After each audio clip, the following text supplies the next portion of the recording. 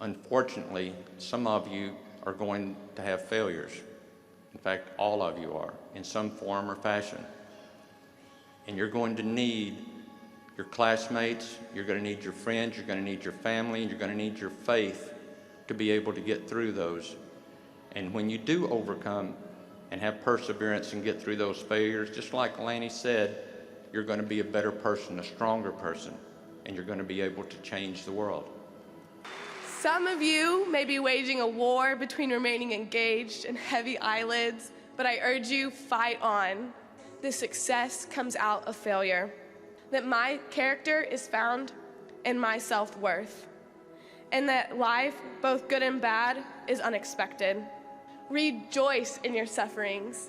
Embrace hardships. And life is told best through the stories that make up who we are. Everything that has happened to you in the past and everything that will happen to you in the future is an integral part of your story and thus an integral part of who you are. So tell your story. Let others in on the joys and the struggles that brand your life. Let others relate to your experiences. And most importantly, let yourself be released from the weight of your failures. Continue to write your story. When your character fails, as we all know they will, learn what you can and keep writing. Grab a few blank pages, a working pen, and write your story with eyes that see, a mind that understands, and a heart that stays open always. In spite of my efforts to slow it down, the years went by too fast. Time flies. The next 2 years will go by quicker than you think. I want you to remember how hard you worked to achieve what is next. You've earned it. Do not take the hard work for granted. It taught you how to prepare, problem solve, and study. You learned that with hard work comes good grades, but more important, knowledge. It has always been about what you have learned rather than the grade. Heck, you made your first C this year. Thanks, Brewer. But it didn't kill you. At the same time you've worked hard, you learned the art of procrastination. And although you watch me procrastinate time and time again and still succeed, it's not a good rule to live by. Be a better steward of your time. It's a good adult skill to develop. I want each of you to experience life. I want you to dive into the deep water. I want you to jump in feet first. I want you to dance when no one else is dancing and do not care that they're watching you. I want you to seize opportunities ahead. I want you to surround yourself with people that have the same values as you do, but also those that think differently. I want you to continue to be a dreamer, a thinker, a life changer, a caregiver, a volunteer. Make friends from all over. Listen and learn from them. Be amazed and want to share culture experiences. Try things. Experience all music and let it sink in. Make little adventures and take road trips. I have seen all kinds of people in my job. I have met them at their best and in some cases at their worst. But I find the silver lining in every experience and have learned that a very important trait to have is to live happy, find happy. I have learned be happy with who you are and how you look. Be happy with what you have because there's always someone worse off than you. Find happy in the people you surround yourself with. Find happy in the profession you choose. And always find happy in the simplest things like crayons, the Disney Channel, and ladybugs. And although you'll live happy and find happy, you will also find struggle, as Laney said. You will fall, you will face adversity. It is in those times that I want you to be strong. I want you to solve it your own. I want you to be independent. I've tried to teach you independence, and you are definitely independent. There's never weakness in asking for advice, never. I know deep in my heart that the next step will be an unbelievable, incredible adventure full of great accomplishment and joy. Make it a great day or not, the choice is yours. I want you to think about all the failures. Without disappointment, you can't fully appreciate victory. Failure is not the opposite of success. It's a part of your success. President Nixon, who knew a thing or two about failure and success, once said, "Until you've been in the deepest valley, can you truly know how magnificent it is to be atop the highest mountain. Enjoy this moment. Soak it all in. Be patient, be proud, and smile." It's that perseverance, struggling, and fighting through adversity. That is what develops character and brings meaning to our lives. Meaning that we must share with others. We cannot be complacent.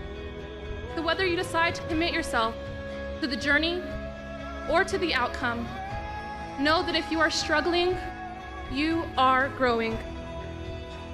And if you don't like where you're at, you're capable of changing and improving.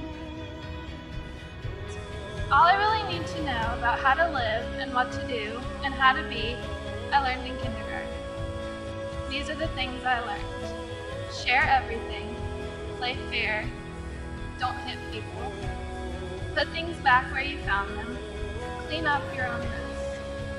Don't take things that aren't yours, say you're sorry when you hurt somebody, wash your hands before you eat, flush, warm cookies and milk are good for you, live a balanced life, learn some and think some, and draw and paint and sing and dance and play and work every day some.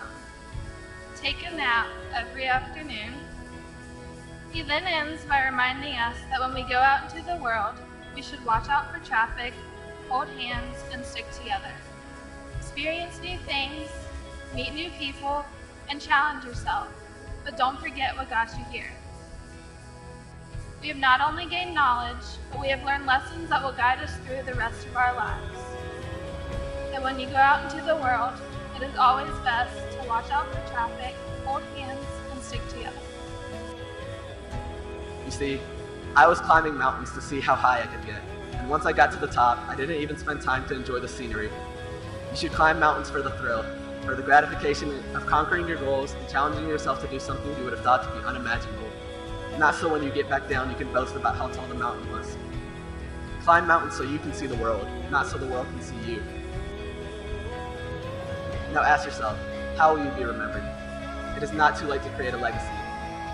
Find something you love doing, work hard enough for it, and you will create a life that you will be proud of. Avoid taking the easy way out, because when you finally found the mountain that you want to climb for the rest of your life, make sure there will be something worth seeing at the top.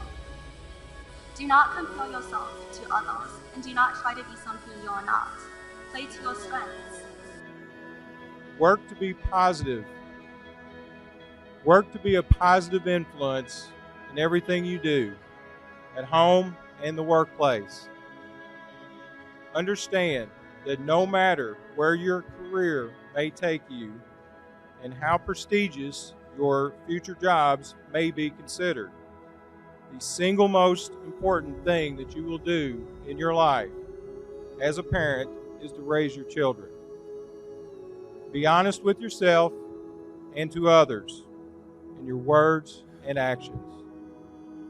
If you stick with this advice, you will find a way to overcome those bumpy roads or obstacles that everyone faces in life's journey, and you will find success. Good luck, and may each one of you be blessed. In the first grade, I wanted to drive a school bus. By fourth grade, I wanted to fly planes. And by fifth grade, I no longer knew the transportation I would use to arrive at my final destination. Too many possibilities, too many opportunities, and I was supposed to choose just one. I learned my anxiety from the people that made me believe I had to have my entire life figured out if I wanted to be successful one day. Sixth grade, what will you be when you grow up? Seventh grade, just fill out this survey. Eighth grade, well, what did the survey say? Ninth grade, your computer automated suggestions are not counselors. They're not helping me. 10th grade, 11th grade, 12th grade, I still didn't know. And this anxiety had been building upon itself each year that I was asked that question. When I graduated high school, I had no idea what I wanted to be. You think you have no purpose, and one day you look in the mirror and you see the entire world in your eyes. You may not have ever known what you wanted to do, but the universe knew that all you ever had to do was try. Try with all that you are to do your best, be the best, and you will find success, sometimes in the very places you never imagined. I worry about what I'm going to do with the rest of my life. I worry that I'm going to end up like my dad, and don't get me wrong, he's an amazing dad. But to get up every morning and hate my job, I don't want that to happen. I feel like I'm going to fail. I feel like I crack a little more every day. so I try not to be cliche. Instead, I tell him my story and hold on to the hope that he believes what I say enough to believe in himself. I say, I wish I was still 10 too. But growing older is something we'll never get used to because we are always changing. The only thing you can do is trust yourself and trust your passions. I mean, look at me, I tell him. Here I am, loving a job I had previously wadded up and thrown in the trash like a bad quiz score. But I love it. But I will no longer let the anxiety of finding my one true purpose keep me up at night because maybe I have more than one. Maybe that's okay.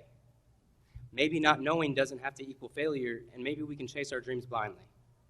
Maybe the only lesson we ever really needed to be taught was to never give up, because the rest always seems to have this way of just working itself out. Thank you.